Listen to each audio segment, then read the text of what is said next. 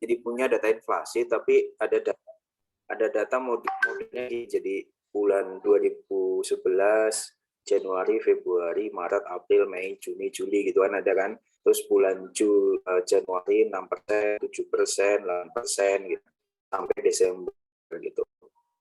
Terus dengan kemarin kita dapat ya dimasukkan aja buat indexing ya. Padahal itu adalah data inflasi year on year, artinya Januari ke Januari, ya Februari ke Februari lalu ke tahun sekarang. Jadi kalau pakai year bayangkan nanti ketemunya gede banget ya. Misalnya ini sebagai contoh, saya coba ya. Semoga bisa.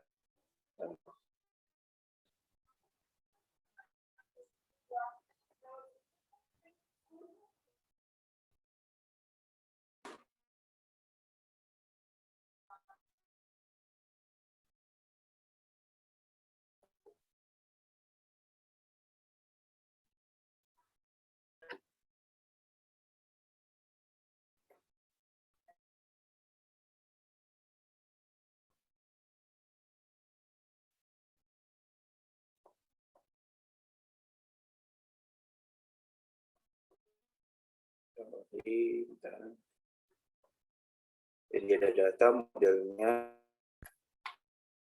seperti ini.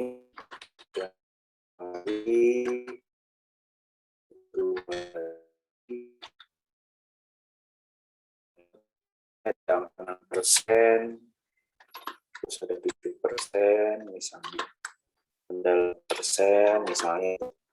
Nah, berpikir bahwa bisa ketika ini dianggap bahwa inflasi di bulan Januari 7%, 8%, berarti kalau anggap aja ini sampai dengan bisa di short nggak ya? Saya lupa bisa nggak nih kalau bulan, kalau ternyata nggak bisa. Sampai dengan, mungkin dengan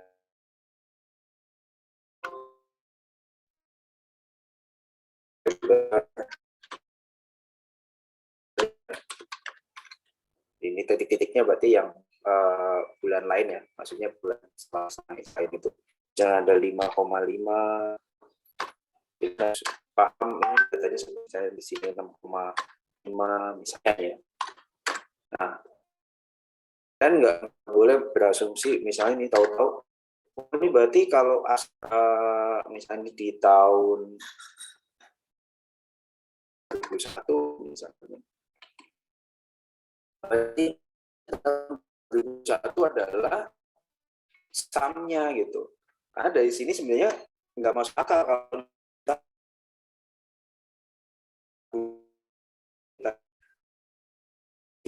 kita sum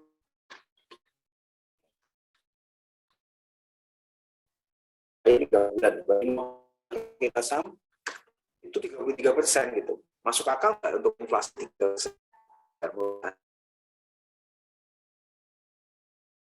Saya nggak ada yang tahu. Mungkin zaman dulu pernah ya waktu bisnis apa yang akhirnya kita pakai gunting apa ya, lupa saya, di kejadian ekonomi tahun-tahun mungkin 65-an gitu, 60. Tapi kalau secara ini, wah ini persen masih putus nggak? Kalau saya masih, Pak. Masih, Pak. Masih, Pak. Masih putus ya? Iya, Pak. Bentar. Saya pakai ini nggak stabil banget. Yang satunya providernya belum datang. Makin lama makin capek. Terus. Oke. Ya.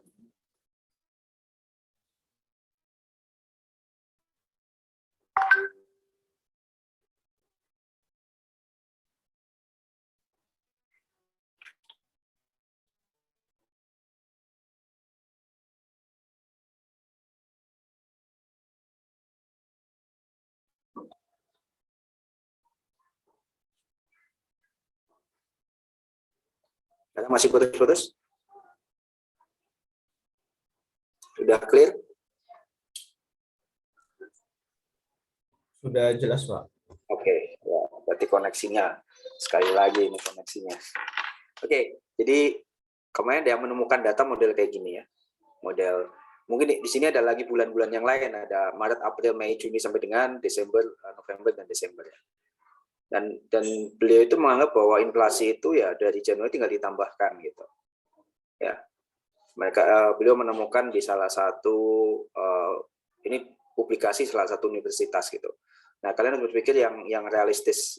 Masa inflasi cuma tinggal 33% gitu. Kolaps banget negaranya gitu kan. Ini 33% baru 5 bulan gitu. Bayangkan kalau misalnya ini saya isi total sampai dengan 12 bulan ya. Nah, kebayang total 12 bulan. Maka ini nggak memungkinkan. Ketemunya ketika bikin indexing, karena pakainya tiap Januari, berarti dipakai rumus, terus ini pakai rumus ya. Misalnya di sini aja, anggap aja dari mulai tahun 2000 misalnya, kita kan berarti punya rumus ini adalah 100 ya ditambah berapa posisinya 6%,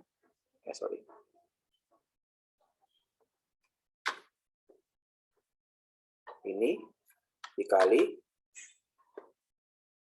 100. Misalnya ini dua contoh ya, 106. Ini bayangkan kalau kita buat rumus yang sama, 106 ditambah ini kali 106.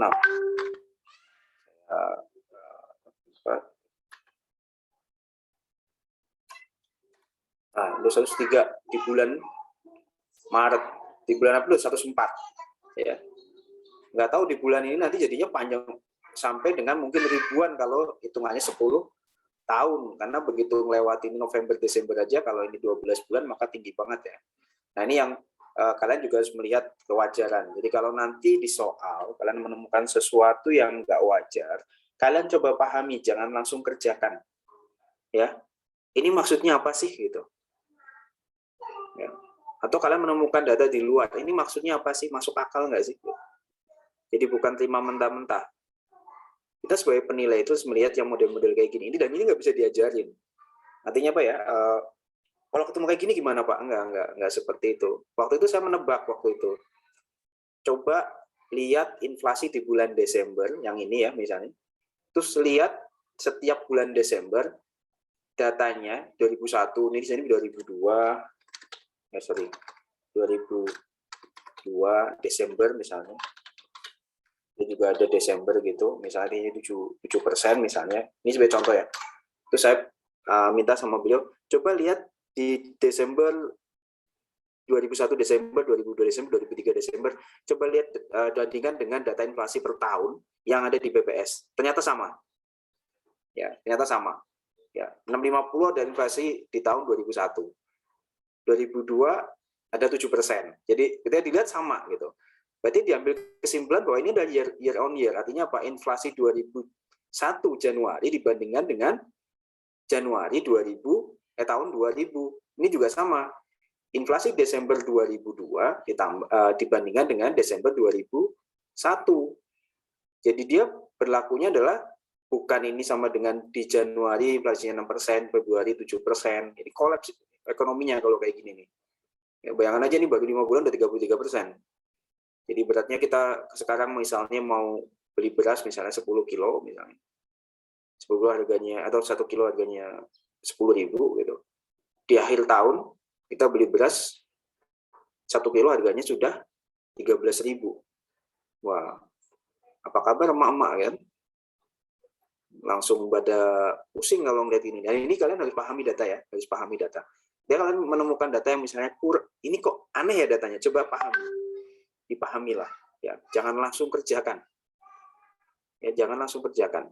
Siapa tahu nanti model-model kayak gini muncul ya, takutnya nanti ada soal jebakan atau apa, lihat aja nanti di soal. Jadi harus hati-hati kalian dalam mengerjakan soal ya. Saya berharap nggak kejadian nih model-model kayak gini. Ini yang kemarin kejadian benar kayak gini ya. Jadi melihatnya langsung, oh ini berarti tinggal tiap bulan ditambahkan ya, tiap bulan. Bayangkan ini baru 3 bulan udah 114. Kalau saya pemainnya soalnya dari 2001 ke 2010, berarti kemungkinan ya udah ribuan indeks harganya, dan itu nggak masuk akal. Ketika kalian menemukan sesuatu yang nggak masuk akal berdasarkan ya kalian kan belajar mikroekonomi, makroekonomi walaupun basic. Ya, kalian tahu sebenarnya angka inflasi Indonesia seberapa sih? Coba cari dan inflasi tertinggi kita per tahun berapa sih? Jadi pengetahuan umum kalian juga dibutuhkan di sini. Indonesia mungkin tertinggi tahun 2008 ya, 2007, 2008 kalau kalian cari DPPS, 2009 di rentang waktu krisis itu ya. Dan itu pun nggak nyampe 100% gitu. Ya, nggak nyampe 100%. Itu pun udah kolaps kita ya. Apalagi ini bayangin kalau misalnya saya turutin angkanya tuh setahun bisa sampai berapa persen. Gitu. Itu pengantar buat kalian, kalau kalian melihat data jangan langsung dikerjakan. Ya, jangan langsung dikerjakan. Tolong dipahami soalnya benar-benar ya. Kalian punya cukup waktu kok. Bagian open book nanti ujiannya kan. Kalian berarti cuma tinggal yang misalnya kalau yang ABC yang model pilihan ganda ya kalian bisa baca open book kok. Bukan? Dan nggak usah buru-buru dan nggak usah nyontek. Yakin aja open book kalian masih nyontek gitu kan. Terlaluan kalau open book nyontek. Ada beberapa nanti ujian saya minta kertas kerja kalian dikumpulkan. Artinya kalian ngirim ke saya filenya, file untuk ngerjainnya. Pakai Excel. Kasih linknya di mana? Ya kirim ke saya apa tulis di dalam PDF kan bisa nulis PDF ini linknya di sini, itu bisa juga seperti itu. Kalian kalau ada cocokannya taruh di situ. Saya juga tahu ini kerjaan kalian atau bukan. Bicara ngetes saya sebenarnya. Karena satu kali juga saya menemukan sebelumnya ya, saya udah ngeten, saya kadang iseng untuk ngecek itu, saya lihat autornya sama. Jadi ya kalau kalian bikin Excel kan autornya sebenarnya ada itu kan. Kalau dilihat lagi autornya ada. Di datanya tuh ada ketahuan. Nah itu ternyata cuma diubah apanya, tapi autornya masih sama. Saya lihat, saya nggak sempat ngingetin juga. Kalau diulangi lagi atau mungkin saya nggak akan ngecek semua, saya akan ngecek semua. Tapi kalau orang itu pasti misalnya itu, berarti saya akan sampling lagi. Kalau diulangi lagi dan ketemu ya ujian ya saya nggak ada maaf. Saya nggak ada maaf. Jadi please jaga kepercayaan saya nanti. Untuk lulus gampang, nggak usah sampai hubungin saya nanti. Tapi yang jelas kan jujur aja, ya jujur. Jadi kalau ketahuan nanti saya nggak ada ampun. Nah, ini saya udah ngingetin. Kalau kemarin saya belum ngingetin, kalau ini saya ingetin. Please kerjain dengan kemampuan kalian sendiri. Nggak usah takut kalian dapat nilai D, itu nggak mungkin. C juga jarang. Tanya itu Mas Adel. Saya ngasih C nggak kemarin? Kayaknya nggak ada C. Ya, yang penting kalian kerjain, kalian tugas kerjain, kuis kerjain, apalagi aktif di kelas, itu insya Allah lah kita bisa untuk lolos. Jadi please, karena saya sering iseng gitu kan, saya nggak mau sebenarnya nyontek-nyontek kayak gitu. Ya kemarin juga iseng juga karena saya nggak tahu kepencet apa, terus autornya kok muncul tak gitu kan. Lah kok ada yang sama autornya, 2 file yang ke saya gitu, kertas kerjanya sama. Saya cek lagi, ini kan bukan satu kelas sebelah yang diambil gitu. Dari pekerjaan kelas sebelah. Ya, saya lihat absennya ada di kelas sebelah, nama itu ada persis. Saya cek lagi jawabannya gitu. Ya diganti-ganti dikit, ya diganti-ganti dikit. Makanya agak berhati-hati ya. Kalian agak berhati-hati dalam mengerjakan file. Kalau misalnya ngebikin tugas, filenya bikin sendiri from scratch. Bukan save as. Jadi creating from scratch, menciptakan sesuatu dari awal mula. Itu pesan saya untuk kalian. Yang punya teman terus di copy paste, jangan. Terus save as lagi, ya udah. Pasti ketahuan punya autornya siapa, perubahan autornya siapa, tuh ada datanya di sana. Jadi kalian harus ya paling enggak kalaupun nyontek ya jangan kayak gitulah itu. Cuma copy paste, kasihan yang dicontekin. Ya. Yang nyontekin juga jangan kasih filenya. Kalau perlu kasih PDF-nya biar dia ngetik sendiri gitu kan. Atau enggak tulisan tangannya, coret-coretannya. Kalau perlu diajarin. Kalau misalnya nggak paham, ya jadi nggak ngasih yang sudah jadi. Saya Saya nggak melarang kalian bekerjasama untuk ngajarin event kalian ini, tapi jangan kasih jawaban yang sudah matang ya. Nanti nggak ada gunanya kita belajar untuk ini ya. Oke, kita balik materi sekali ini, berarti kita satu penyusutan, satunya lagi terkait dengan pendekatan pendapat. Benar-benar cuma sedikit aja, sekelumit aja, karena kita kalau mau utuh kayaknya agak ini, jadi kita sekelumit aja pendapatan seperti apa yang dipakai, biasanya dipakai apa. Setelah itu baru nanti penugasan untuk disampaikan minggu depan. Moga-moga sih insya Allah sudah beberapa siapkan. Ya. Oke, kita materi ke-6 kita buka untuk pendekatan pendapatan. Setelah itu kita lanjut ke pendekatan biaya dulu ya. Setelah itu kita lanjut pendekatan pendapatan. Kita kemarin sudah belajar terkait dengan biaya, trending dan sebagainya ya. Makanya sekarang kita mulai terkait dengan penyusutan. Kemarin sudah saya singgung istilah penyusutan ini ada satu secara akuntansi dan satu secara penilaian. Ya, dulu juga saya sempat untuk yang ini ada teman-teman BPK yang belum paham ya. Kenapa penyusutannya beda antara waktu itu data siman ya dengan penyusutan di akuntansinya. Satunya lagi data terkait penyusutan yang dipakai oleh penilai dalam penghitungan bangunan dalam konteks evaluasi. Waktu itu saya sampaikan ini konteks yang berbeda ya. Kita konteks berbeda antara reval dan akuntansi. Kita lihat untuk yang penyusutan ya, kemarin kita sudah jadi kita membedakan antara akuntansi dan appraisal. Ketika akuntansi itu adalah lebih ke alokasi biaya. Ya, kalau saya punya mesin modal awalnya 1 miliar, kalau saya bebankan di 1 tahun tertentu, pasti secara laporan keuangan jelek banget. Padahal sebenarnya mesin ini punya masa manfaat yang panjang, mungkin 20 tahun. Maka biaya atas pembelian mesin ini saya bebankan secara bertahap di setiap laporannya, pengakuannya, lebih ke pengakuan terhadap biaya. Ya, kalau kalian belajar nanti cost accounting, kalau ngambil akuntansi, kalian tahu konsep-konsep seperti ini.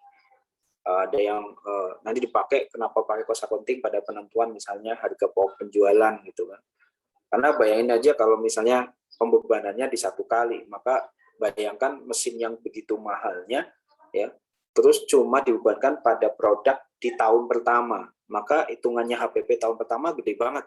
Ya, kalau penjualan tahun pertama gede banget. Ya. Kalau kita bebankan di tahun pertama saja, maka ada konsep kita bebankan di secara periodik di setiap tahun badannya. Jadi tidak melulu langsung di tahun tertentu kita bebankan. Jadi akuntansi penyusutan itu lebih ke masalah pengakuan biaya. Ya. Kalau bahasa akuntansi pengakuan biaya bahasa Indonesianya ya. Kalau di sini allocation ya, cost allocation. Nah, ketika appraisal maka konsepnya bukan cost allocation tapi lebih dari keadaan real ya terhadap suatu keusangan atau kerusakan atau mungkin suatu kebijakan yang berpengaruh kepada manfaat yang diberikan oleh mesin. Jadi bisa saja ya secara akuntansi dibebankan secara periodik rata tiap tahun, tapi secara penyusutan appraisal karena ada kebijakan tertentu dia akan menjadi gede di satu periode tertentu. Kenapa? Karena misalnya dalam waktu 5 tahun maka mesin ini tidak boleh dipakai lagi. Ya.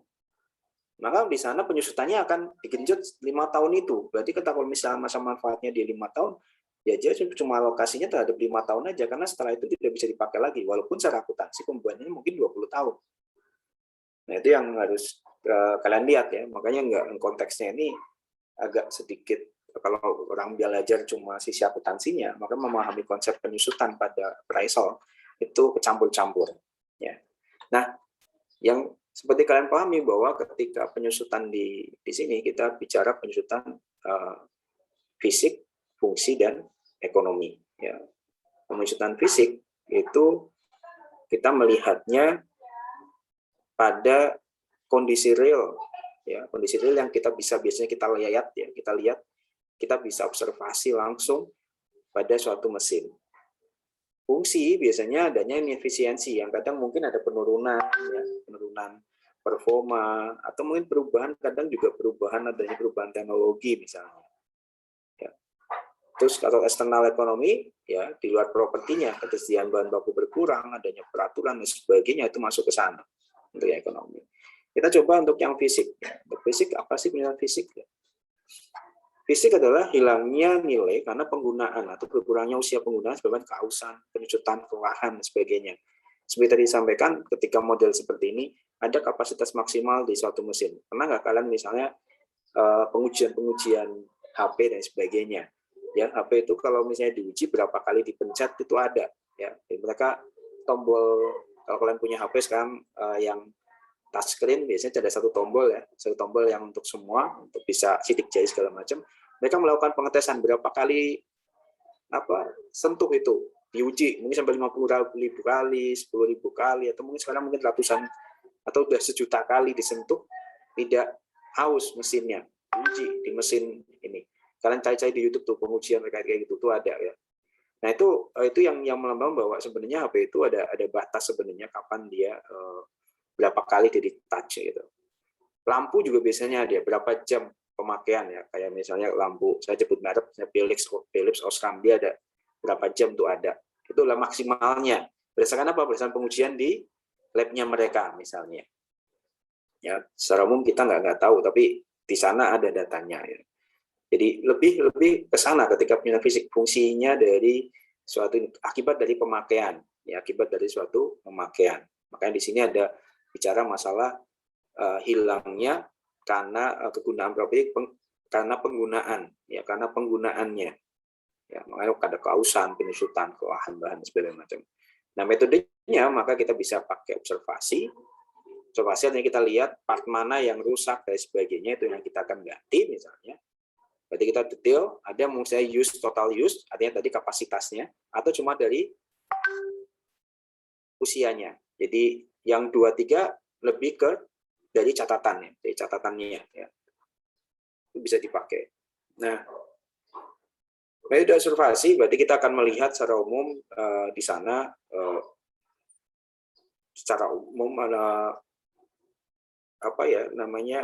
kerusakan terjadi, kita bisa nanya, wawancara, ya, ke operator, ya, ke mana penanggung jawab untuk pemeliharaan dan sebagainya, part apa yang diganti dan sebagainya, itu nanti kita bisa tahu kira-kira sebenarnya penyusutannya seperti apa sih gitu, ya.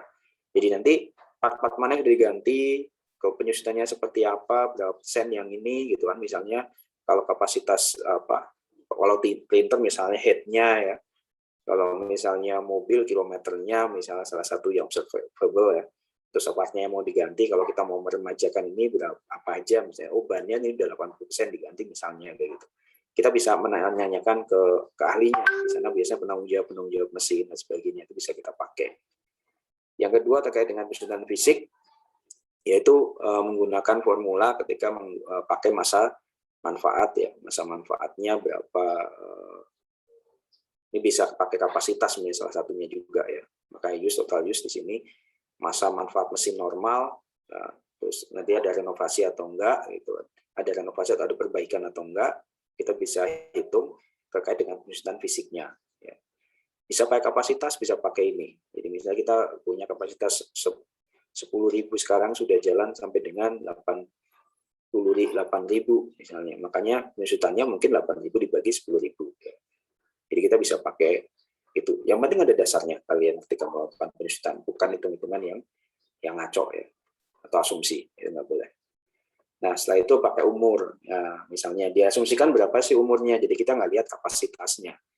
Kalau kemarin kita contohkan kalau mesin yang sifatnya yang usage, yang masa penggunaan, itu bisa aja kalau saya itu bukan masa, bukan tahun sebenarnya, bisa kapasitas produksi, bisa apa, ya, bisa di sini. Nah, satunya lagi lebih ke usianya, yang istilahnya terkait dengan usianya. Ya, sampai berapa kira-kira usia dari mesin itu tanpa melihat. Jadi kalau mobil itu misalnya kilometer itu melambangkan yang tadi masanya, artinya sebenarnya mobil punya sampai jangka waktu kalau dari panduan fisiknya sampai 300 km gitu. Tapi kalau usia mobil ini akan ekonomis 10 tahun gitu.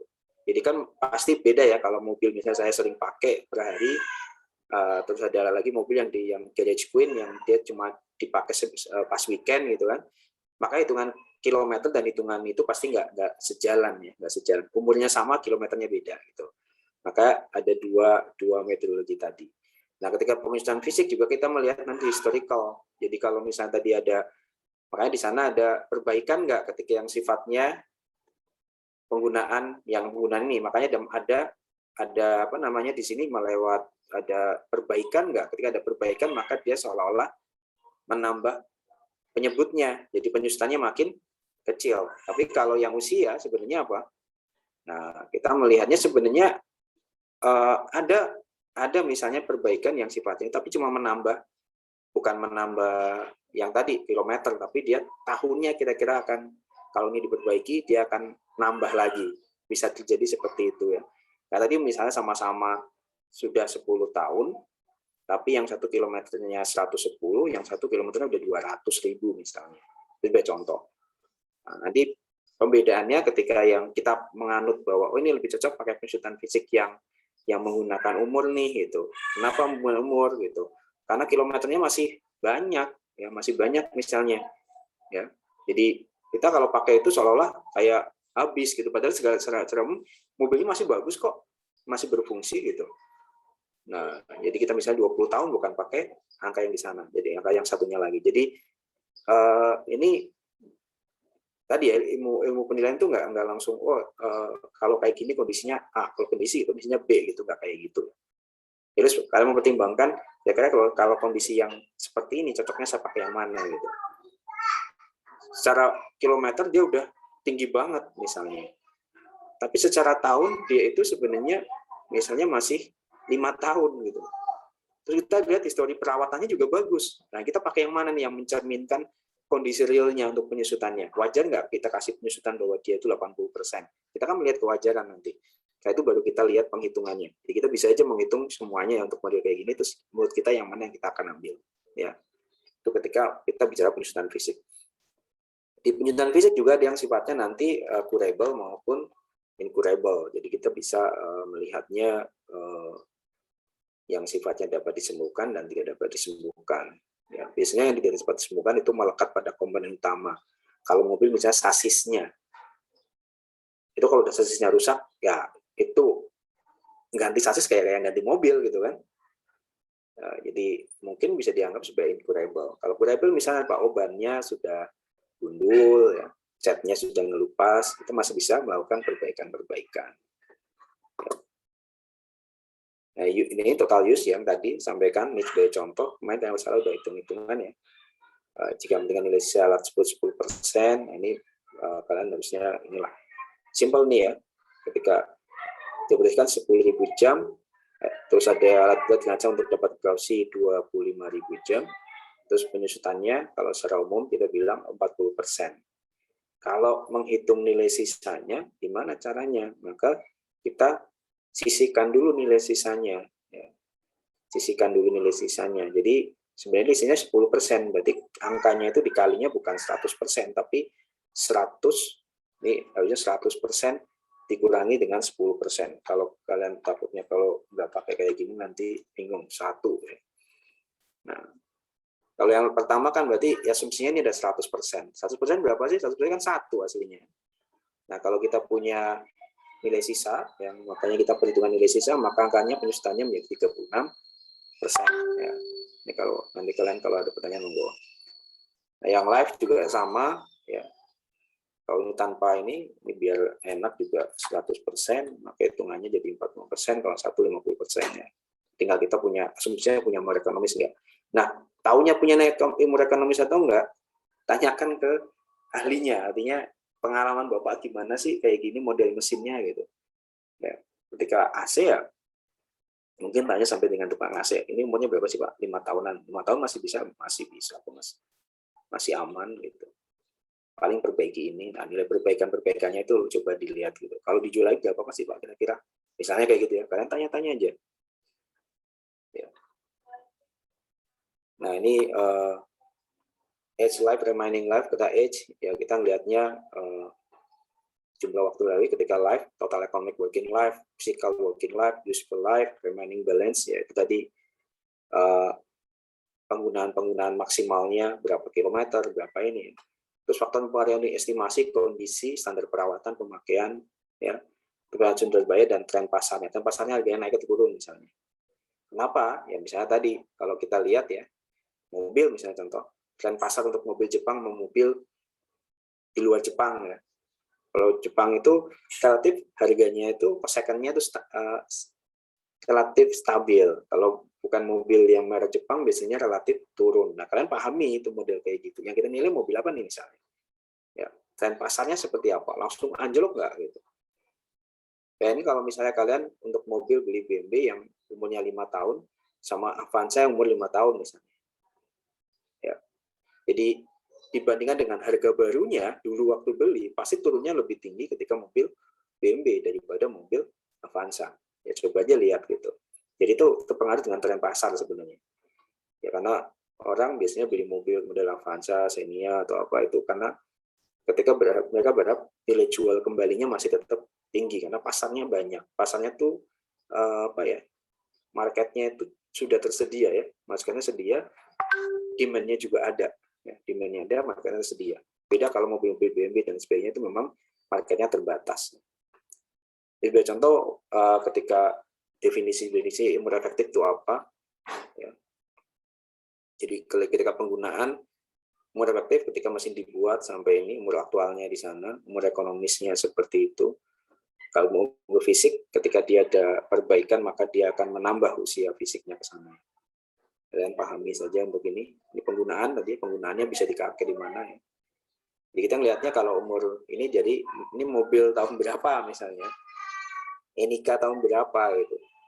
Biasanya tanyanya kayak gitu. Jadi kalau secara umur perkiraan umur tinggal dikurangi dengan umur efektifnya. Ya. Jadi ini untuk penghitungannya walaupun nanti di properti agak sedikit berbeda ya. Ada aturan di JKR kalau kalian kemarin ada yang ikut kelas saya di pelatihan di JKR penghitungan umur efektif itu ternyata agak berbeda dengan ini. Enggak apa-apa, itu kan secara peraturan cara ngitungnya seperti ini gitu. Ini umur efektif bisa nggak fix seperti ini. Kalau ditanyakan ada renovasi nggak? Kalau ada renovasi maka mempengaruhi umur efektifnya. Nah, dan fisik secara umum di sini coba contoh bahwa untuk mesin yang ada dengan formula dengan fisik umur efektif umur efektif plus sisa fisiknya. Ya. Jadi ada sisa fisiknya 8 tahun maka kita akan melihat penyusutannya sekian persen misalnya. Jadi dengan sisa asumsi 10% maka seperti tadi ini di apa? Jadikan 100 yang kita akan susutkan itu 90%-nya karena kita punya nilai sisa 10%. Nah, ini nilai sisa tadi ya, jangan ngarang 10%, tapi bisa dari wawancara gitu. Nah, tadi ya terkait dengan penyusutan, maka kita tahu ada yang curable, ada yang curable. Untuk maintenance itu berarti lebih kemana? Ke curable-nya. Kita lihat historinya seperti apa. Makanya biasanya kalau kita mau beli mobil, yang biasanya itu tanya, ini histori perawatannya seperti apa. Nah, kalau misalnya mesin-mesin yang lain mungkin punya catatan juga seperti itu, karena saya nggak pengalaman di sana ya. Saya paling ini ya di mobil, maka biasanya orang lebih jaga mobil itu biar catatannya bagus, dia melakukan servis di bengkel resmi, karena catatannya komplit di sana. Kita bisa akses ya. Nah, tapi penyusunan mesin biasanya modelnya seperti ini, ketika ada overhaul seperti apa ya. Terus secara teoritis dia garis lurus, tapi secara realitas dia mungkin akan sedikit kayak gini ya, sedikit ada apa? Setelah itu seolah step, ketika ada perbaikan maka dia akan melandai, ada perbaikan lagi melandai lagi. Kalau ada perbaikan lagi di sini akan melandai lagi, perbaikan lagi di sini akan melandai lagi misalnya. Jadi awalnya mungkin step kayak gini ya, step melandai, dan mungkin ini akan crossing the line ya, crossing the line di sini. Bisa saja tadi bisa. Ya. Kalau misalnya maintenance dia bagus. Ini kan ditakdirkan sampai dengan 15 tahun ya. Tapi kalau misalnya dia maintenance-nya bagus, bisa aja dia tadi akan lewat dari 15 tahun. Kalau ada maintenance, nah ini ubah lagi step di sini, berubah lagi di sini. Jadi dia akan memungkinkan secara teoretikal ya, secara teoretikal. Nah, setelah fisik ada penyusutan fungsional. Fungsional bisa aja karena ada kelebihan biaya operasi, konstruksi, ya tadi ya, karena memang secara umum dia itu secara fungsi harusnya bisa lebih efisien ya, perubahan teknologi ya. Kayak contoh misalnya perubahan teknologi dengan adanya update software harusnya dia itu akan lebih ekonomis dalam konsumsi dayanya misalnya, atau mungkin dia itu akan lebih ekonomis dalam penggunaan tintanya. Nah ini memang pengukurannya agak susah yang fungsional ya. Jadi kita harus benar-benar paham misalnya tadi berapa efek dari updating teknologi seandainya mesin diupdate, maka kita harus anggap sebagai kerusakan fungsionalnya tadi. Berapa tinta yang dihemat ketika kita menggunakan update software dengan teknologi baru atau penggantian head yang terbaru untuk misalnya percetakan gitu. Itu juga mengaruhi kerusakan fungsional ya. Pengukurannya wah ini macam-macam banget ya. Contohnya tadi sudah saya berikan ya. Contohnya adalah tadi hemat dayanya dari misalnya berapa watt menjadi berapa watt misalnya ketika belum diupdate atau menggunakan teknologi terbaru yang sekarang tersedia pasaran, misalnya konsumsi listriknya jadi turun 10% gitu misalnya, itu kita bisa anggap sebagai kerusakan fungsional ya. Terus misalnya terkait dengan mobil atau motor biasanya itu ada tuh dengan teknologi baru, udah menggunakan blue teknologi atau menggunakan CVT atau menggunakan common rail, menggunakan injeksi, common rail injection gitu, dia menghemat bensin berapa persen gitu misalnya, itu sebagai contoh. Tapi apakah langsung diterapkan seperti itu? Ya mungkin enggak seperti itu. Bayangkan kalau itu langsung terapkan sekian persen berarti penyusutannya. Kita lihat fungsi itu secara keseluruhan terhadap biaya berapa persen. Misalnya kita kumpulkan ya, bisa kita kumpulkan. Makanya ini saya bilang untuk yang keusangan fungsional, selama kalian menggunakan data mesin dengan teknologi yang sama ya, maka kalian nggak perlu lagi melakukan penyesuaian. Misalnya teknologinya sama, cuma dari kapasitasnya berbeda gitu, maka kalian nggak perlu lagi melakukan penyesuaian di sini. Jadi ini tergantung kalian mendapatkan data pembanding, perlu muncul nggak keusangan fungsional gitu. Saya lebih senang ketika menggunakan pendekatan biaya ya. Saya benar-benar nyari juga untuk angka-angka tadi terkait dengan NAC, pembentukan NAC. Kalau survei saya menggunakan data memang mesin yang dalam tanda kutip lumayan identikal, mungkin update-nya cuma sedikit gitu, biar secara fungsional sebenarnya nggak terlalu usang punya kita bisa abaikan gitu ya. Jadi kita bekerja kerasnya di depan nyari data, bukan di belakang menyesuaikan atau menghitung. Nah, satu lagi keusangan ekonomis ya, pasti tadi banyak biasanya masalah-masalah kebijakan, masalah perubahan peraturan, ada peningkatan biaya bahan baku yang mempengaruhi secara umum pengaruhi mesin ya, modal usaha, terus secara utilitas seperti apa. Jadi ini lebih bersifat umum lagi. Nah, ketika tadi saya sampaikan bahwa secara ekonomis dia ada peraturan berubah, mesin itu tidak boleh dipakai lagi ya, maka mungkin secara biaya kita bisa membuat keusangan fungsi ekonomi tinggi. Sebagai contoh misalnya pada waktu motor yang 2 tak sudah nggak boleh lagi diproduksi ya, mungkin ada keusangan pertama ya, keusangan pertama. Tapi sekarang mungkin kalau kalian nilai lagi motor yang 2 tak, malah mungkin nilainya naik ya. Jadi mungkin di awal-awal kalian bisa menggunakan pada waktu kebijakan pertama kali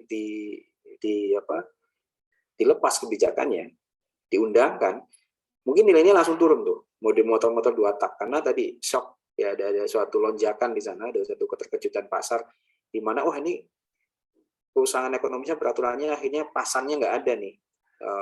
Ada kekhawatiran bahwa ketika 2 tak dilarang, ordernya juga mungkin stop produksi dan sebagainya. Ya, Jadi waktu awal-awal kalian bisa cocok menggunakan biaya. Tapi kalau sekarang model-model motor-motor 2 tak model Red King dan segala macam, kenapa nilainya naik gitu? Ya, berarti kalian nggak bisa lagi menggunakan biaya kemungkinan sekarang. Kalian harus menggunakan data pasar, karena pasar meresponnya berbeda sekarang. Dan yang dulu itu sebagai motor cuma untuk sebagai kebutuhan, kekhawatiran terhadap biaya-biaya perbaikan dan segala macam, motor itu sekarang jadi motor hobi, ya, collectible. Makanya biaya nggak lagi capture itu, ya, biaya nggak lagi capture itu. Yang biaya bisa di capture apa? Market yang capture. Baik, kita harus yang awalnya menggunakan cost pada waktu pertama kali ada kebijakan cocok karena menangkap juga pasar juga seperti itu. Tapi ketika kita kondisi sekarang kita nggak lagi bisa menggunakan biaya, udah nggak relevan. Maka kita di sini menggunakan pendekatan data pasar. Itu sebagai contoh gimana penilai juga shifting, ya. Kita harus melihat pasarnya seperti apa. Nah, ini secara umum depresiasi kalau untuk fisikal, ya, ada fungsional yang tadi sebenarnya untuk apa? Ini kalau yang secara teori, tapi secara umum kita bisa juga mengamati fisik, ya, pengamatannya. Ini tipikal life ininya, jadi lifetime-nya ini yang umum, misalnya ada AC di bawah 2 HP itu 10 tahun, jadi kalau kalian punya AC di rumah, plus minus lifetime-nya 10 tahun, ya. Agriculture 10 tahun, coba kalau ada IT nggak IT, komputer ada nggak komputer? Komputernya cuma sedikit banget, ada nggak di sini? Ternyata nggak ada. Jadi yang 5 tahun ini apa nih? Oven, ya. Mungkin juga microwave, ini model-model ini cuma 5 tahun, setelah itu dia obsolete, ya. Yang tinggi apa? Oh, ini misalnya hidrolik yang heavy sampai 40 tahun gitu. Dan ini juga ada model-model typical lifetime itu ada di mana? Di dalam akuntansi pemerintahan juga muncul di sana, ya. Kita bisa pakai juga sebenarnya, karena mereka juga, cuma mereka pakai garis lurus, ya. Ini penyusutan misalnya, ya, berapa tahun, ya, kondisinya. Kalau di DJKN yang di sini kondisinya adalah misal baik, rusak, ringan, jelek gitu. Ya, ini tabelnya bisa macam-macam sebenarnya. Ada lagi annuity, ya, persen kapasitas, ya. Kalau kita melihat kapasitas jarang kita pakai sebenarnya, tapi ya silakan saja. Jadi kalau misalnya kita punya kapasitas A, kapasitas B, ada scale faktornya sekian per sekian, ya, kita dapat annuity atau obsolescence atau tingkat kerusakannya, ya. Jadi kalau kita punya misalnya biaya pengganti baru, ya, ada penyusutan fisik, ada rumusnya, ya. Fisiknya seperti apa sih?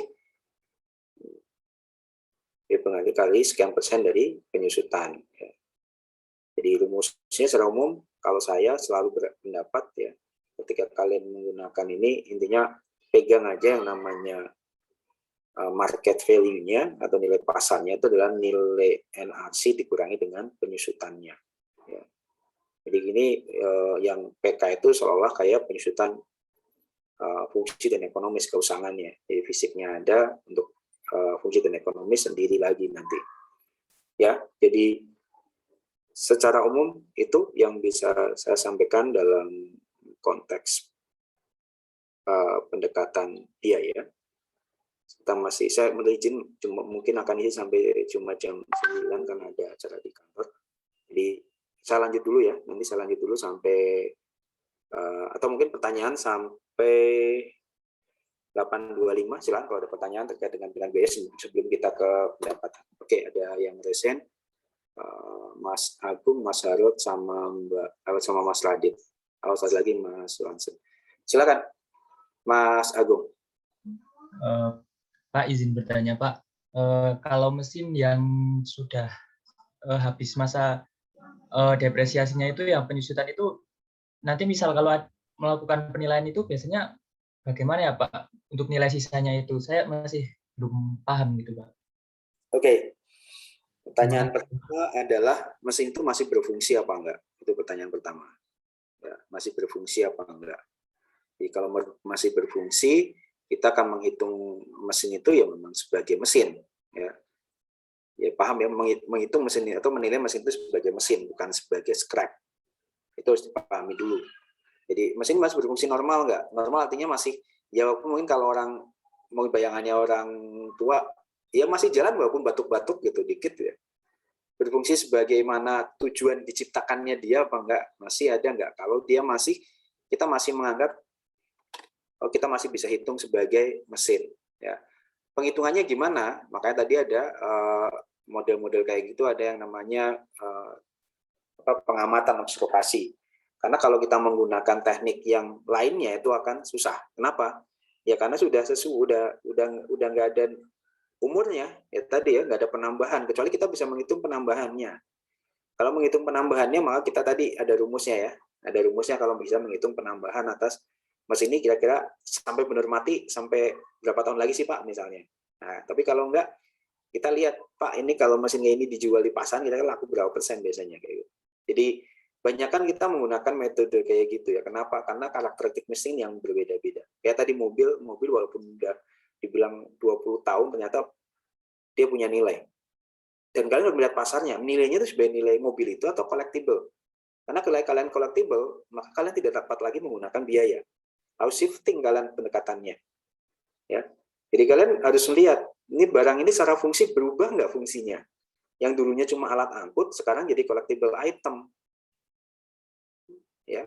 Tadi sebagai contoh yang motor RX King, makanya kita melihat mesin apa dulu nih, gitu. Mesin apa dulu.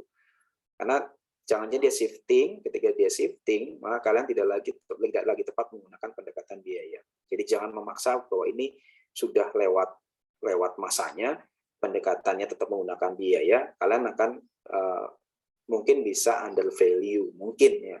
Makanya harus benar-benar pahami itu Mas Agung. Jadi mungkin bisa aja kita akan menggunakan pendekatan lain kalau memang kita nggak dapat data mesin ini sampai kapan nih akan matinya gitu kan. Jadi kita bisa pakai pendekatan data pasar untuk nyari pembandingnya. Ada nggak yang dijual bekasan mobil bekasan mesin kayak gini? Itu Mas Agung ya. Jadi jangan memaksakan kita menggunakan satu pendekatan untuk semuanya. Harus dipahami benar. Baik, terima kasih Pak. Ya, Mas Agung silakan. Yang kedua Mas Harold. Silakan Mas Harold. Pak, mohon maaf Pak. Saya, Mas Radit dulu Pak. Saya pertanyaannya sama soalnya sama Mas Agung tadi. Oke, Mas Radit, silakan Mas Radit. Baik Pak, izin bertanya Pak. Tadi itu kalau nggak salah saya sempat lihat ada tabel penyusutan gitu kan ya Pak. Ya. Itu kan biasanya digunakan mungkin di JJKN atau gimana. Nah, itu saya pengen bertanya Pak terkait dengan penyusutan fisik. Tabel itu tadi itu penyusutan fisiknya ya Pak ya? Ya. Jadi kalau yang di DJKN yang untuk properti, kalau DJKN kan punya tabel itu properti, bukan untuk yang ini ya, lebih ke properti. Yang punya sampai detail itu kondisi jelek, rusak ringan dan sebagainya. Dia lebih mengarah ke fisik dan fungsi, lebih mengarah ke sana. Ya. Kecuali kita menemukan suatu fungsi yang memang spesial banget, nggak umum. Kenapa saya bilang nggak umum? Karena itu tabelnya biasanya untuk rumah yang umum. Misalnya gini. Ada rumah-rumah yang kita nilai, misalnya rumah zaman Belanda dengan plafon yang tinggi. Maka tabel itu kemudian kurang bisa kita pakai. Kenapa? Karena generalisasinya pada waktu menyusun DKPB, dia generalisasinya ada rumah yang normal. Normal gimana? Ya rumah yang dibangun ya rumah-rumah kita lah. Yang batu bata, tebalnya sekian, dan sebagainya. Ya, walaupun kita misalnya melakukan penyesuaian-penyesuaian di sana ya. Tapi dia hanya berlakunya nanti ya suatu hal yang normal juga. Ketika ada sesuatu yang spesial, misalnya ornamennya sudah kayak rumahnya siapa yang ornamennya kayak istana. Mungkin Anang ya, yang pernah di ini ya, Anang rumahnya kan kayak ornamennya apa? Inul dulu pernah juga muncul ya di medsos ornamennya seperti apa. Maka kita mungkin akan kesulitan menemukannya. Jadi kalau tabel itu lebih ke fungsi dan fisik. Ekonomi kalian harus cari sendiri ekonomi. Ya. Karena secara fungsi dia kalau dia rumah yang normal, secara fungsi dengan perawatan yang ada dia asumsikan, oh kayak gini masih berfungsi secara normal. Teknologinya juga nggak terlalu banyak. Rumah kalian tetap aja paling juga berubah dari batu bata sekarang ke hebel ya, rumah saya hebel gitu misalnya. Perubahan-perubahannya di sana. Terus model-model pemasangan plafon segala macam bakal sama. Kecenderungannya masih sama. Nggak ada yang berbeda. Saklar ya kayak gitu-gitu aja modelnya kan. Ya, jadi nggak ada yang teknologi yang wah gitu. Tapi kalau yang mesin memang panduan-panduannya itu ada di DJKN, tapi kayaknya lebih terbuka dalam artian karena mesin memang tidak bisa digeneralisir. Ya, akhirnya panduannya lebih mengarah ke maksimal sekian persen, gitu kondisinya. Biasanya kayak gitu. Ada panduannya. Jadi modelnya nggak kayak ketika yang rumah ya, karena kita bisa lebih bisa kontrol ya. Tapi kalau mesin karena tadi ada alat angkut, ada peralatan perkakas, ada macam-macam, itu nggak bisa kita kontrol. Tapi kalau ditanya mengarah kemana, lebih ke fungsi dan fisik. Ya, walaupun fungsi kadang sedikit diabaikan karena dianggap sama. Jadi kalau dia lebih kemana? Ke fisik. Kenapa? Karena di sana terkait dengan kondisi jelek, baik, ya, jelek sekali, baik sekali. Ya. Jadi lebih ke sana, Mas Radit. Makasih, Mas Radit. Baik, Pak. Terima kasih, Pak. Oke, Mas Johansen. Pak, izin bertanya, Pak. Mengenai yang di awal tadi Bapak jelaskan gitu loh, Pak, yang tentang inflasi itu saya masih belum ngerti cara ngebaca datanya itu gimana, Pak. Boleh tolong jelasin ulang nggak ya, Pak? Boleh. Data satu tuh tadi, saya bikin lagi aja. Jadi kemarin itu, ini bukan sesuatu yang ini ya. Jadi kemarin saya cuma menceritakan ada yang menemukan data di coba kalian search, coba yang inflasi terus UGM, coba kalian search juga coba. Coba tahu ketemu datanya itu. Inflasi UGM, kalian search coba.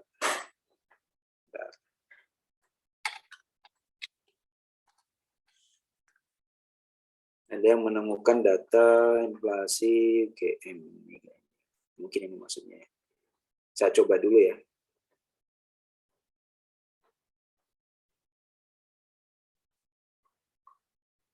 Mengolah kuliah-kuliahnya kayak gini. Ya ini sebenarnya kalian bisa juga sih pakai. Jadi kemarin ada yang menemukan data.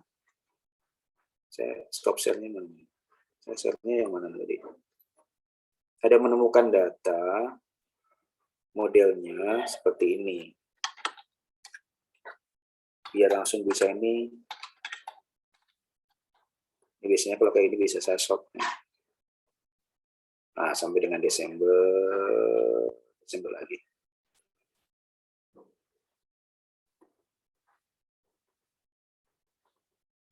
Di sini ada 2001, ini ada data 2002, mungkin di sini ada lagi 2003. Jadi beliau menemukan data kayak gini.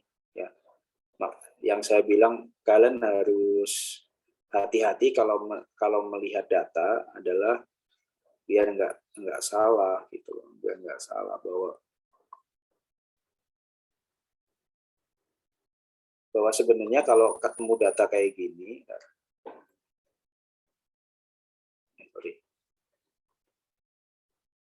bisa pakai ini ya, pakai ilustrasi aja misalnya.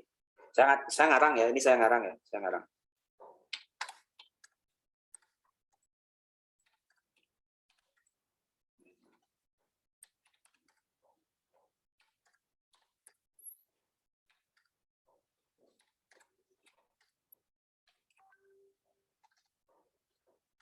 Ini saya ngarang, datanya saya ngarang banget ya, ini datanya saya ngarang banget.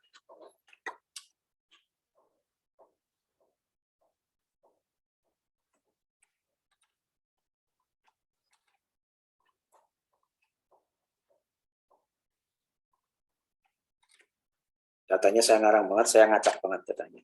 Jadi ada yang menemukan data seperti ini. Dibilangnya waktu itu data inflasi, jadi dibilang data inflasi.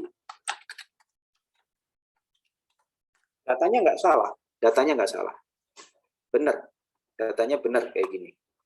Terus kemarin kan kemarin yang pakai indeks belajar Mas Radit, bukan Mas Radit ya, Mas siapa? Kemarin yang pakai inflasi siapa? Hitungnya? Wahyu, Pak. Oh, Mas Wahyu bukan ya? Nggak tahu, pokoknya kayaknya bukan Mas Radit, ya kayaknya bukan Mas Radit.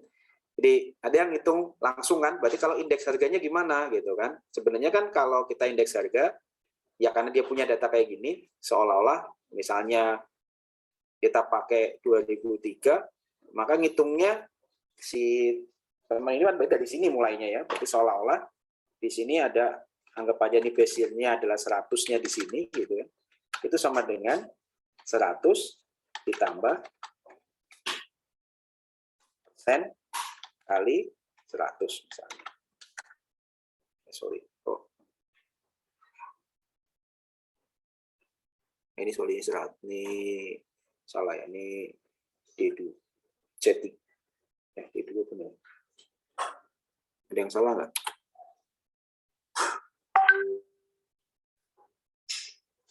Empatnya ini persen harusnya ya. C3. Ya, biar enak banget.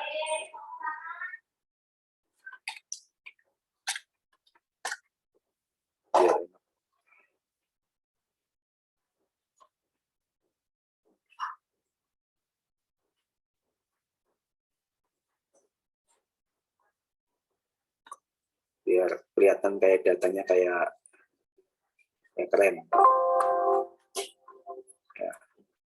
Berarti baseline-nya misalnya 100 gitu. Cara ngitungnya beliau kayak gini cara ngitungnya.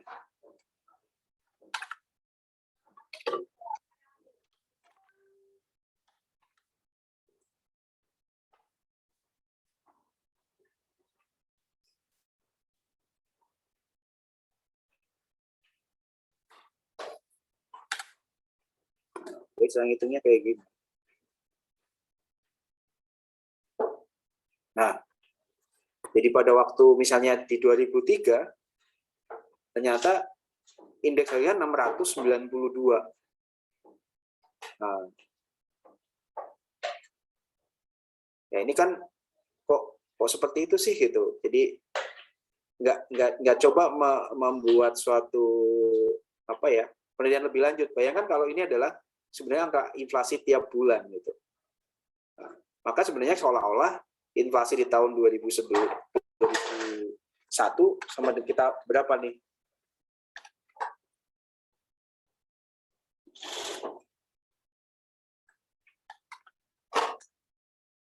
%673 ya 2000 ini. Jadi datanya nggak salah, cuma bacanya yang salah.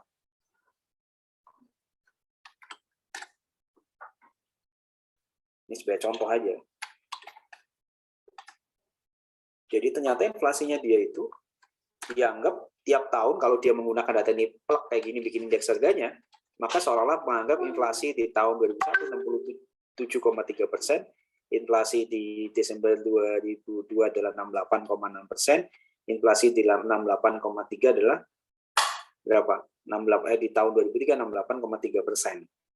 Nah, kalau melihat data kalian model data kayak gini, maka kalian lihat ini data apa sih? Ini inflasi per bulan apa year on year? Nah, saya waktu itu ngecek. Coba lihat angka di Desember ini dan angka di Desember ini. Bandingkan dengan BPS, ternyata sama. Inflasi tahun 2021 itu sama dengan 6%. Di 2002 adalah 5%, di 2003 adalah 5%. Berarti kalau saya ngecek kayak gitu, oh ini berarti year on year. Sehingga kalau kita melihat indeks harganya adalah 2001 sebagai anggap ini sebagai 100-nya gitu. Kita cuma dapat sebenarnya inflasinya berapa. Ini berarti inflasi di indeks harganya itu sama dengan 100 plus 5% kali 100. 105. Terus berarti kalau yang di 2000 ini berarti berapa? Nah, ini sama tadi formulanya, pasti bisa. Nah, 110,25. Jadi bayangkan bedanya, harusnya indeks harga tahun 2003 dan 110,25, ini ketemunya 692, 6579. Yang saya bilang, ada hati-hati kalau menemukan data kayak gini. Karena siapa tahu data per bulannya itu bukan langsung kita pakai rumus. Coba, ini nggak wajar juga. Masa ada di 2001 inflasi kita 67% sih, 68% sih. Kalau kalian ngitungnya model kayak gini, ya seolah-olah ini yang terjadi, inflasinya segini. Ya. Seolah inflasinya segini. Ya mungkin ini akan mendekati nilai yang tadi, nggak mendekati plek, karena kan ini kayak kalian pernah baca masalah annuality, terus bunga harian, bunga tahunan ya. Ini kalau dimasukkan ya nggak seperti ini, cuma 68 kali sekian. Nah kalau ini pakai yang sifatnya annuity atau annual, sebenarnya kalau ini sebagai 100, ini juga akan beda lagi. Ini 100, bukan 100%. Jadi Ini pun kalau annual, kita pakai model annual bukan bulanan.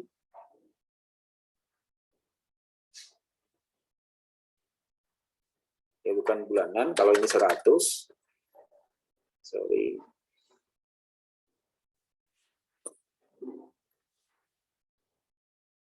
Saya bilang hati-hati kalau ketemu model data seperti ini, jangan langsung harus dipahami dulu gitu loh. Maksudnya nggak langsung telan mentah-mentah bahwa ini sama dengan sekian gitu. Nah kalau annuity kan juga dia cuma 169. Ya, tapi ini ada rasio. Jadi kalaupun dia annuity, dia cuma 284 indeks harganya. Kalau ngitungnya adalah dia annuity, ya, artinya per persennya per tahun. Kalau per bulan pasti akan lebih tinggi lagi karena pengalinya adalah kayak bunga berbunga modelnya ini kan, bunga berbunga modelnya. Jadi kalian harus hati-hati karena base year-nya pakai apa, kalian cari asumsinya mau bulanan, tahunan. Cuma kalian pahami angka itu bisa dapat data inflasi, apakah itu inflasi ataukah apa, pahami dulu. Ya, jangan langsung rumus ya, langsung rumus. Itu rumusnya jadi beda hasilnya. Nah, dengan data yang sama, yang pertama dia melihatnya indeks harganya bulanan, langsung dihitung kayak gini. Ya. Kalau ini tahunan tapi melihatnya berasumsi bahwa ini adalah year on year-nya. Yang ketiga tahunan tapi menganggap bahwa data ini adalah benar. Jadi inflasi tahunnya ada 67%, 68%, dan 68,3%. Jadi ini tiga cara ya, yang kemungkinan bisa kalian lakukan. Tapi kalau yang benar yang mana? Yang benar kecenderungannya yang ini. Karena lihat datanya yang ini ya, datanya ini nggak memungkinkan. Nggak tahu nih mau negara mana yang inflasinya sampai 67%. Kalau bilang wah ini negara apa? Biasanya yang bisa dia bercandaan sama kita apa? Negara Mozambik apa negara apa ya? Ya, jadi ini kalian harus paham nih. Oke. Pak, maaf Pak. Berarti kan tadi itu data yang ditemukan adalah data year on year kan Pak. Berarti untuk menghitung angkanya berarti harus menggunakan yang bulan Desember ya Pak? Iya, karena year on year kan kita asumsinya, nah makanya kalian berasumsi apa nih gitu. Penghitungannya harga dasar yang ini nih, nilai dari 100 itu dari mana? Kalau dibilang bulan 2001, biasanya rata-rata yang diterima umum itu rata-rata dia inflasi tahun 2001 nggak dihitung karena dia anggap 100 base year-nya 100 ini di sini. Makanya dipakai baru inflasi di tahun Desember tahun 2002. Ya, ini kita bicara common sense ya, bukan bicara ini ya. Jadi biasanya kalau inflasi kita bilang inflasi tahun 2001 itu bukan di tengah-tengah sini. Ya, tapi keseluruhan dari inflasi sampai dengan Desember. Year on year-nya dari Desember ke Desember.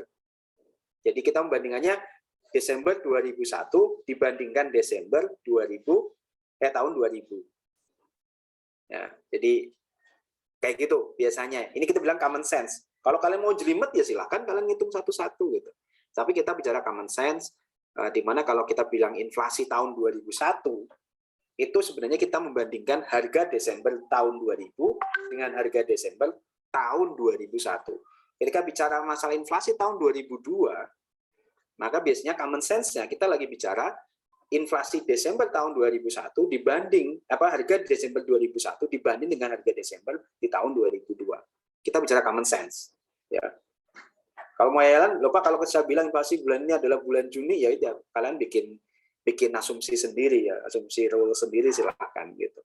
Tapi kita bicara common sense, kayak kemarin ketika angka awalnya ternyata yang base year-nya adalah mulai bulan Juni gitu. Nah itu kan sesuatu yang nggak common, makanya perlu diinformasikan. Makanya di miss kemarin hitungannya kan, hitungan saya kan ada yang nggak common. Ada yang nggak common dilakukan gitu. Maka hitungannya bisa miss kalau pakai inflasi yang tahunan sama saya pakai indeks harga yang benar-benar dihitungkan oleh sana. Saya cuma benar-benar pakai mungkin data tersier karena udah data primer diolah lagi jadi data tersier. Yang satunya lagi data sekunder saya olah gitu langsung gitu. Yang ini data tersier gitu. Jadi kalian asumsikan yang mana? Saya bicara common sense. Common sense-nya adalah tadi inflasi itu adalah hitungannya di Desember. Bukan di tengah-tengah. Bukan pakai statistik rata-rata itu enggak nggak pakai median nilai tengahnya, berarti harusnya kan Juni tambah Juli dibagi 2 gitu, enggak. Year on year-nya kalau kita bilang inflasi tahun Desember tahun 2001 itu membandingkan harga Desember 2000 dengan harga Desember 2001. Ya, gitu ya Mas. Oh iya Pak, ngerti Pak. Makasih Pak. Ya, moga-moga benar-benar paham ya. Benar-benar paham. Oke, saya lihat lagi. Ini panjang. Ya udah, nanti kalau misalnya panjang ya nggak masalah, kita pasar belakang nggak apa-apa. Oke, Mas Yohan sudah, Mas Hero silahkan. Baik, bertanya Pak, di PPT tadi ada yang total use tadi Pak, yang perhitungan total use. Bentar saya buka PPT-nya Pak. Saya bukain aja nggak apa-apa. Bentar. PPT-nya total use mana? Bentar Pak. Halaman berapa coba? Bentar. Kayaknya daerah-daerah. Nah ini, yang itu, penyusutan fisik 2 halaman 31 Pak. Oh, halaman 31. Halaman 31. Oke, Iya. sini. Ya. Kenapa? Coba atasnya lagi Pak, Oh, atasnya lagi. Oke. yang dia perhitungan jam itu Pak. Oke. Ini. Oh, bukan ya? Itu ya? Oh, ini dipecah PPT-nya ya Pak. Oh, Yang mungkin penyusutan fisik 2 Pak. ya, gimana? Yang penyusutan fisik 2. Ya, ini Nah, udah. iya nih. Nah, ini kan Pak, suatu alat dirancang dapat beroperasi 25.000 jam. Tapi kadang-kadang kan di tengah jalan itu kayak ada maintenance-nya, kayak yang tadi Bapak bilang gitu ya, ada perbaikannya, sehingga umur operasinya bertambah gitu. Misal nih, yang tadinya dari 25.000 jam menjadi bertambah lagi dia 30.000 jam. Nah, itu kalau misalnya dia dioperasikan selama 26.000 jam, itu nanti perhitungan 26.000 per 30.000 atau 26.000 per 25.000, Pak? Atau bagaimana, Pak? Oke. Makanya di sana ada kesempatan kita memberikan nilai sisa. Nilai sisa sebenarnya adalah nilai yang membuat dia nggak nol pada waktu selesai. Jadi kalau kita beranggapan bahwa dia punya nilai sisa 10%, selesai di 25.000 jam, sebenarnya dia pasti punya umur berapa? 10% kali 25.000. Berarti dia berada tambahan sekitar 2.500 jam sebenarnya. Karena kita anggap bahwa dia nggak akan benar-benar mati di 2.000 jam, dia masih punya nilai sebesar 10%. Nah, makanya nanti nilai 10% ini bisa berasal dari mana? Dari perawatan, ya. Diasumsikan dia akan punya nilai. Dia akan nggak mati kok Pak, misalnya dia sampai dengan 25.000 jam masih bisa kita manfaatkan. Maka dibilang di sini dia punya nilai sisa. Nah, nilai sisa ini yang akan sebenarnya dia penambahan, ya, penambahan. Karena kalau kita real menggunakan yang angka 25.000 jam, maka sebenarnya habis, penyusutannya langsung 40%. Ya, yang masih hitam. Tapi ketika kita memperhitungkan nilai sisa, angka 10% itu adalah kita harapannya tadi. Ada nggak sih dari 25.000 jam itu penambahan kalau kita maintenance dengan benar? Maka dia membuat suatu asumsi nilai sisa di sini sebenarnya. Walaupun kadang juga beranggapan, ada yang beranggapan bahwa nilai sisa itu adalah nilai penjualan ketika dia itu dianggap sebagai scrap. Bisa juga seperti itu. Tapi dalam konteks ini sebenarnya, seandainya, kalau di sini kita lihat, seandainya dia memang punya tambahan jamnya, maka kan sebenarnya penyusutannya jadi turun dari 40% menjadi 36%. Jadi setiap kali ada penambahan model kayak gini, ternyata dia ada pengurangan sebesar 4%, ya, karena pengalinya sekarang dia bukan lagi 100%, kita anggap bukan 25.000 jam seolah-olah, ya, tapi sebenarnya setelah 25.000 jam dia ada penambahan, kayak kasarannya gitu, walaupun nanti nggak tepat ya, karena kita kan pakai asumsi apakah benar-benar 2.500 penambahannya, ya coba kalau 2.500 dikalikan juga belum bisa juga gitu, ya, kalau 2.500 berarti 27.500, apakah 10.000 bagi 27.500 sama dengan 36%? Ya enggak, pasti juga enggak kan. Makanya cuma karena masih hitung-hitungan, karena konservatif. Ya, kita kan kalau akuntansi atau model penilaian lebih cenderung konservatif ya. Sesuatu yang belum terrealisasi kita nggak akan langsung hitung di dalam sana, tapi masih sebagai perkiraan, batasan perkiraan. Makanya kita menggunakan metode seperti ini. Jadi kalian juga asumsi yang bahwa 10%, 20%, itu adalah akibat dari maintenance. Bisa aja maintenance-nya bagus, nilai sisanya kalau yang standar itu 5%. Tapi kalau maintenance-nya bagus dari hasil wawancara, ini bukan 10%. Ini bisa 20% nilai sisanya nih. Gitu. Ya, 20% nilai sisanya nih gitu. Karena sebenarnya 25.000 jam, maka benar 25.000 jam enggak, karena kita cuma pakai asumsi untuk perhitungan penyusutan sekarang. Bisa 26.000, bisa aja 27.000, bisa aja 30.000. Cuma data yang sekarang ada menunjukkan mesin itu dia punya umur atau punya masa hidup 25.000 jam, 25 jam beroperasi ya. Sama juga kalau lampu. Tadi sampaikan makanya lampu model kayak Philips, Osram dia punya berapa ribu jam gitu, bertahan 9.000 jam. Apakah benar 9.000 jam? Mungkin lebih. Ya, mungkin karena nggak sering dicetak-cetak sama anak gitu kan. Maka dia akan lebih awet. Ya. Nah, itu mempengaruhi. Tapi dari dasar-dasar ini kita menghitung, oh kita punya harapan bahwa dia punya nilai sisa. Kalau yang normal itu harusnya cuma 10% secara teori atau secara penelitian. Tapi karena kita melihat bahwa dia ada maintenance yang bagus, dia udah diganti part-partnya, ya terus teratur, maka kita memberikan nilai sisanya nggak mungkin 10% nih kalau kayak gini mah, ya paling 20%-an bisa. Nah, kita berikan wawancara tadi, yang kumpulin datanya, ya. Jadi gitu Mas Heru. Jadi nggak langsung kita tambahkan menjadi 26.000, malah kita nggak ada dasar angka 26.000 dari mana gitu. Kita makanya menentukan lebih ke nilai sisa, karena pasti ada tuh model-model yang bisa mendukung kita berapa persen sih angkanya gitu. Apalagi kalau ada panduan-panduannya lebih bagus lagi. Nah, gitu Mas Edo.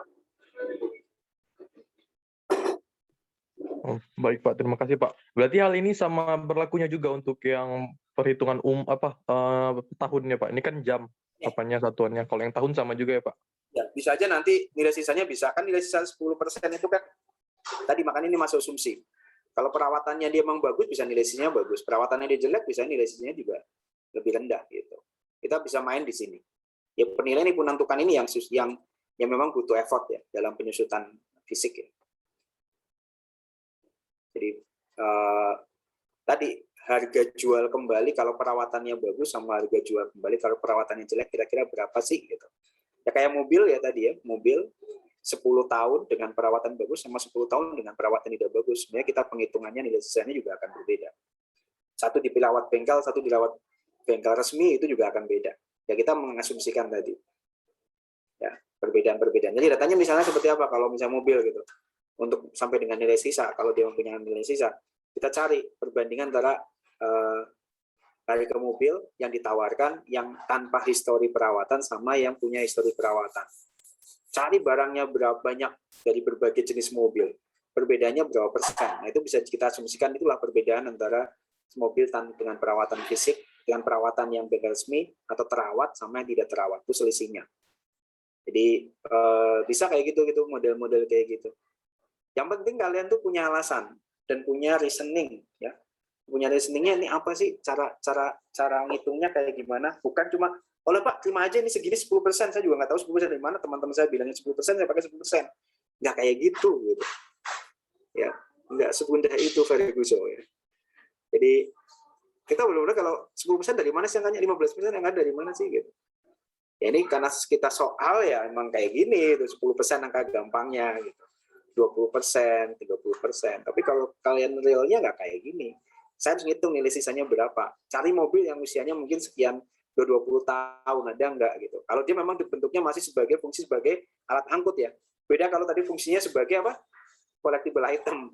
Nah itu kita akan lihat lagi gitu. Jangan-jangan ketika dia 20 tahun, kita punya mesin udah 20 tahun misalnya, tahu-tahu dia udah masuk ke ranah collectible item. Beda lagi, kita nggak bisa pakai biaya kalau collectible item.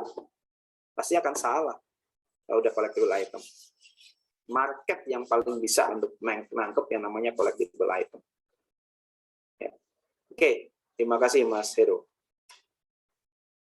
Yang lain masih ada? Baik, terima kasih Pak. Oh Mbak Sasa, silakan Mbak Sasa. Izin bertanya Pak. Ya, silakan. Kalau ini mesin, dia itu biaya perbaikannya itu justru melebihi biaya penggantinya itu gimana ya Pak perlakuannya? Mesin biaya perbaikannya maksudnya. Biaya perbaikannya itu melebihi biaya dia beli baru gitu Pak. Tapi dengan begitu dia masih bisa digunakan. Nah, kalau begitu bagaimana ya Pak? Ya tapi tadi tetap kita berarti karena penggantian baru sendiri, berarti kan satu major yang rusak di mesin itu. Kenapa diganti part yang paling vital? Ya, jadi kita tetap memakai kalau model kayak gitu ya. Kita nggak bicara bahwa ini adalah data apa? Kita bisa pakai biaya atau mungkin kita pakai menggunakan apa? Nanti metode yang kayak gini untuk penghitungan NRC ya. Ya kalian nanti akan salah sendiri gitu. Kenapa? Karena kejadiannya juga kejadian yang nggak wajar pasti. Seperti tadi saya sampaikan, ada satu mobil yang dia itu mesinnya itu salah. Mesinnya itu bahannya salah. Sehingga dia itu, kalau di luar negeri itu di-recall. Kalau di Indonesia dia nggak di-recall. Ya itu ada kasus yang kayak gitu.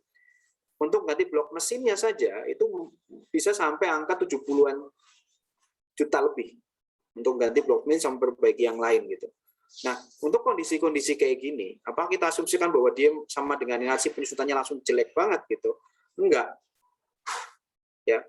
Kalau saya ketemu kayak gini, model kayak gini, maka yang saya pakai apa? Saya nggak akan pakai biaya, karena nggak mungkin. Ya, kalau pakai biaya jadinya nggak wajar. Ya, pakai biaya nggak wajar. Karena tadi perbaikannya sama dengan beli baru. Lah, kalau saya sebagai orang ini pasar ya, kita pasar ya bicara ya. Kalau saya pilih barang bekas atau barang baru, saya lebih pilih yang mana? Barangnya. Berarti ketika saya menggunakan ini sebagai penghitungan, asumsi dia pakai replacement cost atau reproduction cost, udah nggak valid lagi. Karena orang pasti akan memilih replacement cost-nya sendiri daripada maintenance-nya tadi kan. Kalau kita memasukkan maintenance sebagai part dari ini, berarti biayanya lebih tinggi. Nah, saya kalau pasar responnya dia sebagai barang bekas, ya, sebagai barang bekas, ya saya nilai sebagai pembandingnya juga barang bekas, tapi dia punya keutamaan. Pada waktu penyesuaian umur mesinnya saya sesuaikan karena dia beda dengan umur mesin pada umumnya. Tapi juga ini bisa mempengaruhi harganya naik atau turun, bisa tergantung respon pasar seperti apa. Bayangkan nih, mobil kena banjir sama yang kena banjir, walaupun yang kena banjir sudah diganti semuanya, ada histori dia kena banjir, kira-kira harganya lebih rendah, apa lebih tinggi sama mobil yang belum kena banjir? Lebih rendah kemungkinan, Pak. Makanya, jadi kita kan kalau kita bicara penilaian kan kita melihat manfaat ya, manfaat yang kira-kira akan diterima oleh orang lain, oleh kita.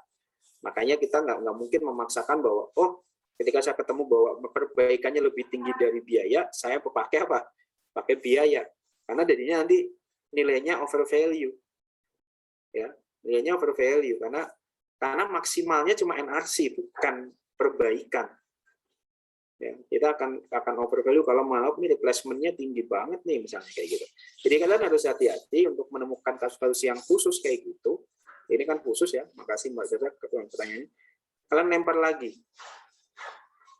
Saya tepat nggak menggunakan pendekatan ini kalau kasus kayak gini? Padahal ini nggak lazim, ya nggak lazim. Sama ketika kita ketemu mobil yang misalnya memang udah hancur-hancuran, apakah saya pakai biaya cocok apa enggak? Enggak, mungkin nggak cocok. Saya pakainya data pasar, tapi pasar apa? Pasar besi tua, ya bukan pasar mobil lagi. Shifting marketnya, pasarnya berubah. Jadi kalian harus hati-hati. Ya tadi seperti tadi, mobil yang tua itu bisa shifting dari sebagai mobil ke barang pertama ke barang collectible atau sebagai mobil dia pindah ke besi tua. Ya, jadi kalian harus hati menentukan ini saya pasar mana yang akan saya ambil. Ya, yang pasarnya mana akan ambil. Saya nggak bisa nyontohin satu persatu, tapi kalian sebenarnya bisa lihat di pasaran seperti apa. Karena kita memang mau nggak mau memang harus berinteraksi dengan pasar. Ya. Jadi nggak sembarangan. Kalau nanti ketemu yang kalau dosen kayak Pak Esap ya, Pak Esap kan mati ya kalau nggak salah. Beliau sampai penilaian lukisan ya. Saya belum pernah nilai lukisan. Saya banyak nanya kemudian sama beliau gimana cara nilai lukisan gitu. Karena saya sadar saya nggak menguasai semua jenis penilaian karena pasti akan beda banget ya lukisan gitu. Dia personal properti juga kan, profesional properti juga, walaupun nggak masuk dalam apa kategori mesin dan peralatan ya. Tapi bayangkan, saya andaikan kalau dia itu kayak collectible item, yang mobil-mobil tua, motor-motor tua, maka sebenarnya penilaian itu hampir sama dengan penilaian lukisan. Ya, hampir sama, karena dia dianggapnya bukan di peralatan mesinnya, dengan fungsi mesinnya enggak. Dia adalah lebih ke collectible, ke barang koleksi, barang hobi. Ya, tadi dia ngarah langsung beda sama ini. Makanya kemarin saya sempat ngobrol, nanya-nanya sama beliau, gimana caranya sih kalau penilaian kayak gitu. Tertarik saya. Ya. Karena itu sering banget ditanyakan oleh mahasiswa, gimana Pak kalau menilai model-model collectible. Saya sendiri belum punya pengalaman, jadi saya juga nanya ketika collectible item seperti bagaimana kalian dapat ya. Kayaknya Pak Esap juga ngajar di beberapa kelas kalian. Kemarin kalau nggak salah dia juga ngajar penilaian peralatan dan mesin juga tahun lalu kalau nggak salah, nggak tahu di kelas mana. Tahun ini ngajar penilaian apa saya lupa. Ya, beliau penilai media di Kanwil Jakarta, penilai pemerintah ya. Dan senior saya di stan dulu 1 ke 2 tahun di atas saya, 1 tahun di atas saya kalau nggak salah. Jadi saya banyak belajar dari beliau juga untuk model-model seperti ini. Dan kebetulan saya juga sekarang vakum penilaian ya. Jadi saya vakum penilaian, jadi update ilmu penilaian dari beliau. Saya belum ada keinginan mengambil sertifikasi penilaian dan sebagainya. Mungkin itu ya Mbak saya ya. Jadi mungkin kalau ketemu kasus yang khusus, kalian pertimbangkan pendekatan ini cocok nggak? Ya, jangan dipaksakan. Sekali lagi, pendekatan jangan dipaksakan. Ya, kita harus lihat datanya. Masih merasa. Baik Pak, terima kasih kembali. Oke, saya mohon maaf lagi. Tapi saya coba nanti penugasan tetap ada. Berarti minggu depan kita pembahasan sebentar, paling cuma 1 jam. Setelah itu baru kita kita pembahasan dulu untuk pendekatan pendapatan. Habis itu kita pembahasan terkait dengan penugasan. Moga-moga sih saya menepati janji saya kali ini untuk memberikan soal latihan kepada kalian. Palingnya nanti punya gambaran. Ya, nanti beberapa soal di sana juga saya mohon maaf.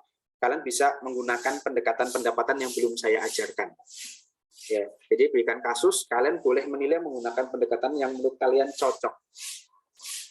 Ya, sekali lagi, yang saya lihat adalah reasoning. Kenapa kalian menggunakan pendekatan itu?